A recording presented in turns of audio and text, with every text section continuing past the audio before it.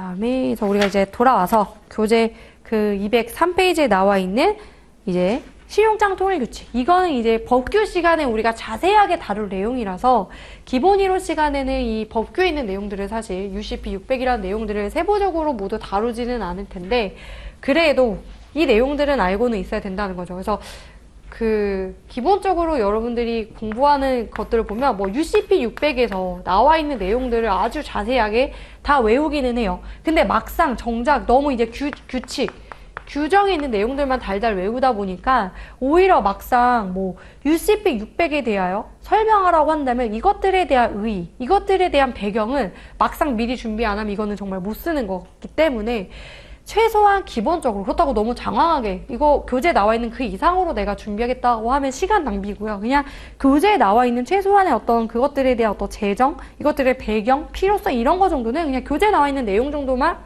준비해 주시면 돼요.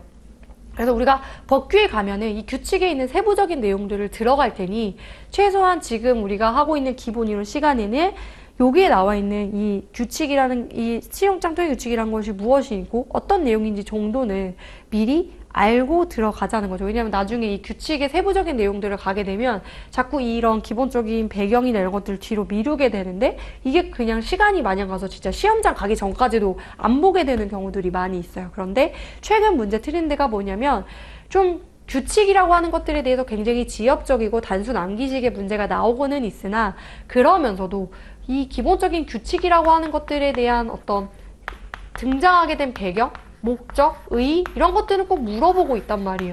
그래서 최근에 한 2년 전에 나왔던 것들도 뭐냐 운송파트에서 항공운송과 관련되어서 그 운송 규칙에 대한 내용들을 협약에 있는 내용들을 묻기도 했으나 몬트리올 협약과 관련되어서 그러나 그것만 묻는 것이 아니라 기본적인 어떤 그 규칙의 체계, 구성, 기본적인 의의, 제적인 목적들을 묻는 문제 등이 나왔기 때문에 그냥 미리미리 대비를 하자라는 거죠.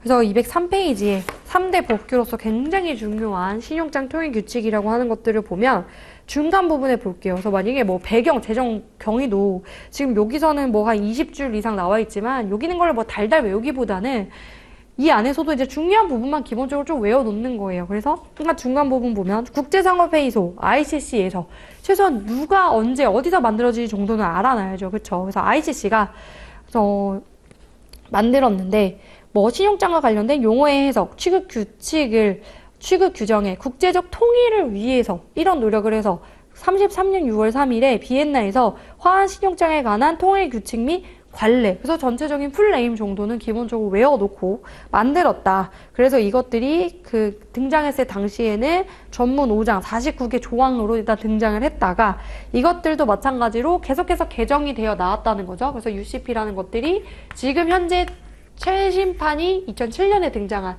이 UCP 600이라고 하는 규칙이다. 그래서 그 밑에 문단 보면은 2007년 7월 1일자 제6차 개정 화한신용장에 관한 통일규칙 및 관례가 채택되어 오늘날에까지 이루어지고 있는 것이다.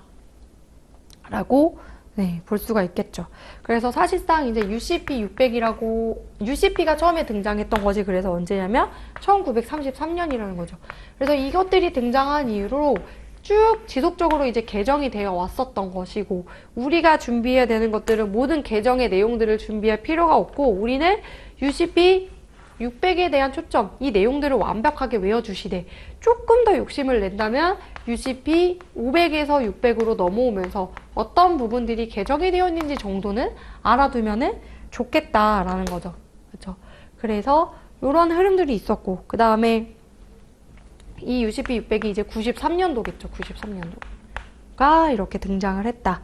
그리고 나서 우리가 그 신용장과 관련되어서 3대 법규 하면 이제 UCP 600만 생각하는데 UCP 600 말고도 중요하게 봐야 되는 것들이 또 있겠죠. 그게 뭐냐면은 이제 93년도 이건 이제 2007 이렇게 헷갈리니까 이게 이제 2007년도 그러면 이 사이에 이제 등장을 했던 이제 이 시기가 90년대 후반부터 시작해가지고 뭔가 전자적인 것들이 굉장히 전자적인 제시 이런 것들이 발달했기 때문에 E가 붙어가지고 이제 이 UCP라고 하는 것들도 2002년도에 등장을 했을 것이고 그리고 이거 이외에도 우리가 또 UCP 말고도 URR이라고 해가지고 지난 시간에 제가 잠시 설명했던 그 상환은행이 등장한다고 했죠. 근데 이 상환은행, 신용장의 상환에 있어서도 전 세계적인 통일된 규칙이 필요했기 때문에 96년도에 이제 URR이라고 하는 것들도 등장을 했고, 그리고 또 URR, UCP 말고 또 뭐가 있지? 그 다음에 이제 ISBP라고 해가지고 국제표준은행 관행이라고 하는 것들에 대해서 UCP 500에서 언급이 있었어요. 그랬더니 언급을 했더니 이 ISBP라고 하는 국제표준은행 관행이 도대체 무엇이냐라는 것들이 많아지다 보니 아예 이런 것들을 만들어 버렸다는 거죠. 그래서 이런 것들이 등장했던 것도 이제 2003년. 이렇게 결국에는 UCP 500에서 UCP 600이 등장하기 이전까지 이런 것들이 생겨났고, 그러니 이게 UCP 600으로 개정이 되었다 라고 하는 건 UCP가 개정되니 당연히 이런 것들과 관련된 것들도 추가적으로 이제 개정이 되어 나갔다라는 거죠. 그래서 보면은 일단은 그 양가로 이번에 보면 UCP는 이제 93년 제5차 개정에서 UCP 500을 공표하였다. 그래서 그리고 2002년에는 전자적 제시를 위한 UCP 500의 추록이라고 해서 이 UCP가 등장했고, 그 다음에 2003년도부터는 국제표준은행 관행이라고 하는 것들이 제정이 된 것이다 라고 하는 것들 정도는 이것들의 흐름은 우리가 알고 있으면 좋겠다.